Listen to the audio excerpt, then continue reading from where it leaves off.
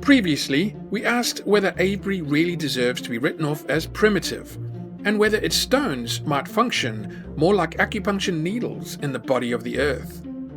In this episode, we look at acupuncture itself, and at the modern geomancers who have tried to map energy currents through the Avebury landscape.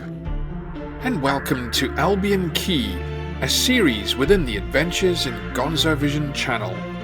Here we decode the deeper layers of history, myth and landscape.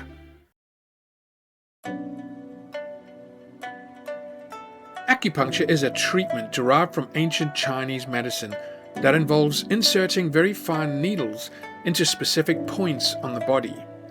Those points belong to a network of meridians, pathways through which a functional energy known as Qi is said to flow, restoring balance and health. Modern research has, at the very least, found some oddities along traditional meridian pathways, differences in electrical conductivity, subtle changes in tissue, even variations in light and heat emissions. If something like meridians exist in the body, we can at least ask a parallel question. Could the Earth itself have energy pathways of its own? And if so, what happens when you raise stone circles, banks, and mounds along these lines, effectively inserting giant needles into the Earth's meridians, creating acupuncture for the living landscape?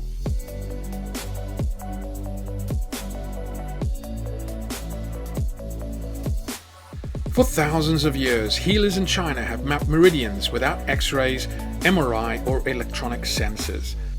Their maps of the body were based on repeated observation, experience, and subtle perception.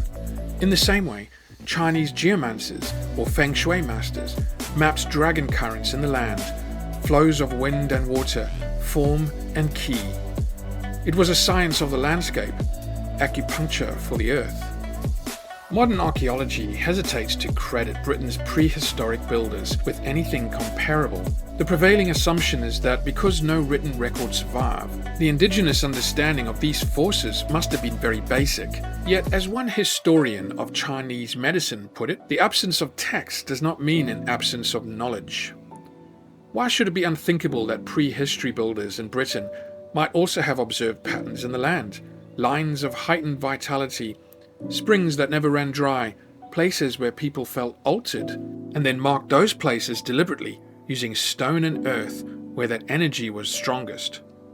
If Chinese physicians could map meridians without electronics, perhaps prehistoric Europeans developed their own ways of sensing the ground, watching where animals rested, how mist pooled, where people dreamt more vividly, and the subtle frequencies that still pulsed beneath our feet.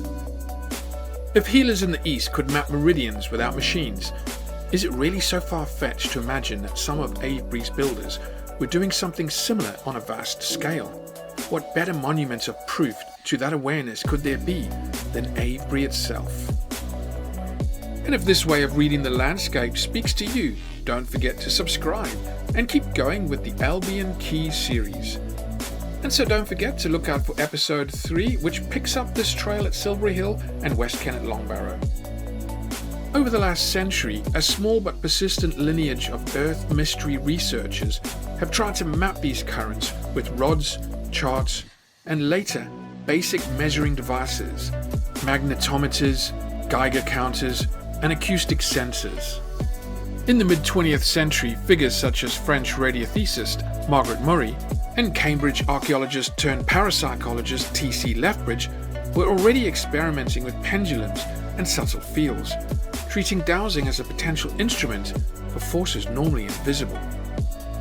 Mid-century dowser Guy Underwood then brought this inquiry direct into the ground, tracing geospiral water patterns beneath churches and stone circles. From the late 1970s, Paul Devereux's Dragon project added Geiger counters, magnometers, and ultrasonic detectors at stone circles to test whether any measurable anomalies existed there. Later, Hamish Miller and Paul Broadhurst followed the intertwined Michael and Mary currents across southern England in The Sun and the Serpent.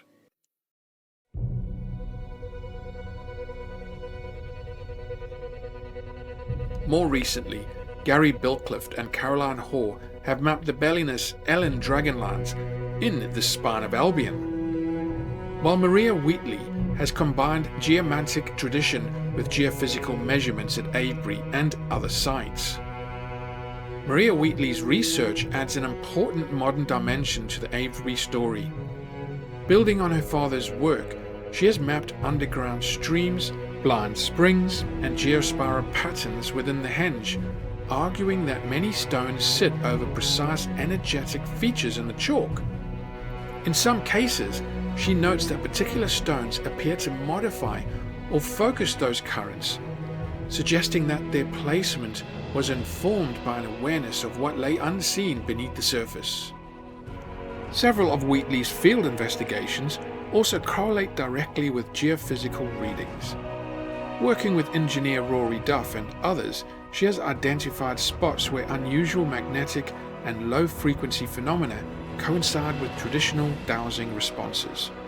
Taken together, this suggests, without yet proving, that Avebury's builders may have been working with a real, if poorly understood, aspect of the landscape, a way of reading the land as an energetic system, not just a scatter of monuments.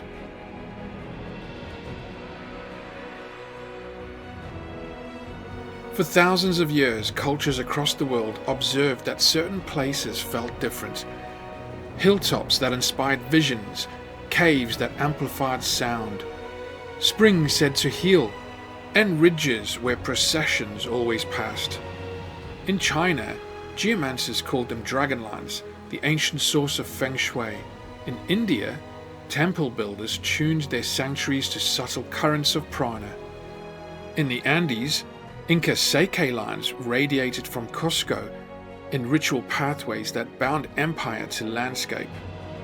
In Britain, they appear as the male and female currents that researchers like Miller, Broadhurst, Bilcliff, and Wheatley have traced along hilltops, churches, wells, and megaliths.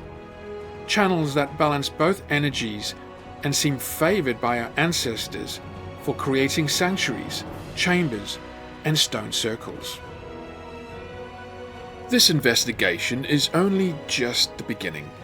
What you've seen here is the surface of something much older, much deeper, and still unfolding in real time. If this has stirred curiosity, subscribe and continue the journey as the next layers reveal themselves. Engage, question, and explore for yourselves. The references are there for your own path of discovery.